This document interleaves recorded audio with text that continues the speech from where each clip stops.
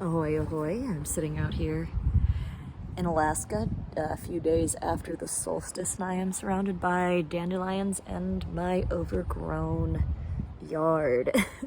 So this is kind of weird because I'm doing a project announcement for a project that at this point, by the time I'm finally sitting down and speaking about it, is very close to completion. Anyways, I'm gonna backtrack. The reason why I chose this as my next big project was back in January.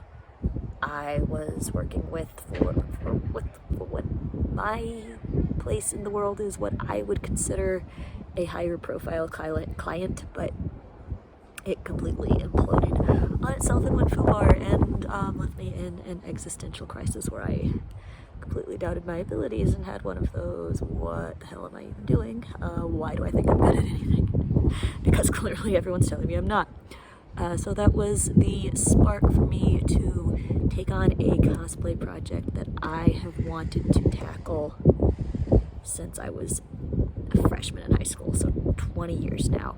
And that is, commonly referred to as the Monster Maroon, which if you're not a Star Trek costuming nerd, you will also recognize as the Starfleet uniforms that they had for Wrath of Khan, Search for Spock, Voyage Home, Undiscovered Country, and parts of Generations.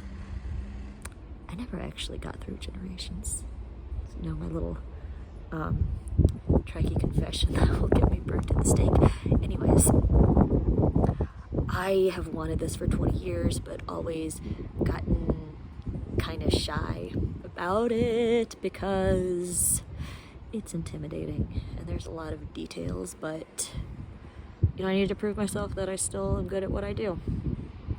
And this is going to be the one.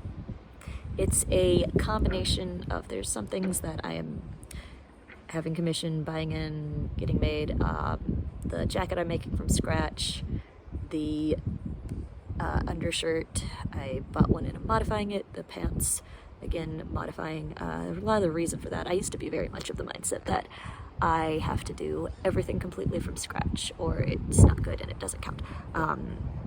But then I realized, no, if I find ways to either outsource the things that I am not interested in or, then I can focus my time and energy and money on things I am going to actually enjoy. And, also, for example, the pants I'm making started life at the thrift store because that's cheaper. It gets less textile waste out of the landfills, and that's something I've been so mindful of in my own personal projects. Just, it's such a wasteful hobby to have. Thought vomit and words. Again, this is just, it's so weird for me. It's currently late June, and I'm talking about announcing a project that I was pondering in January. I have lived in 3 different states. I have gotten engaged in that time. But anyways, we're gonna get going on this. I just also want to take a moment to talk about why I love this particular uniform so much. I think it is objectively, this is not opinion, this is fact, it is the best Starfleet uniform out of all of the decades of Star Trek we've had. Because there's so much visual storytelling in it, like in the uniform, in the design, like there's just so things where like you can look at someone on screen and know what their job is, and it's because they have the different uniform for the enlisted, they have the officers have a certain one, they have the field jackets and the hazardous materials radiation suits, and you see the different characters in each one depending on what they're doing. And God, Wrath of Khan in particular has so much beautiful, subtle storytelling. The next time you watch it, watch after Khan and his guys go and take over, what was the name? I think she was the Reliant. I'm such a fucking nerd.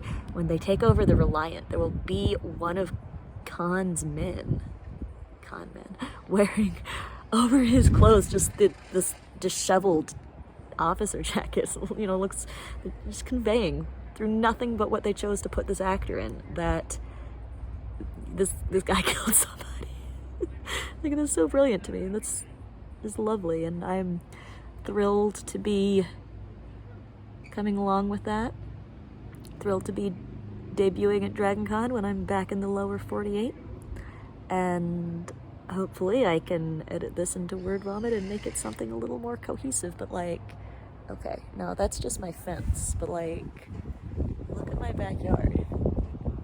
This is real life, guys. Let's get sewing.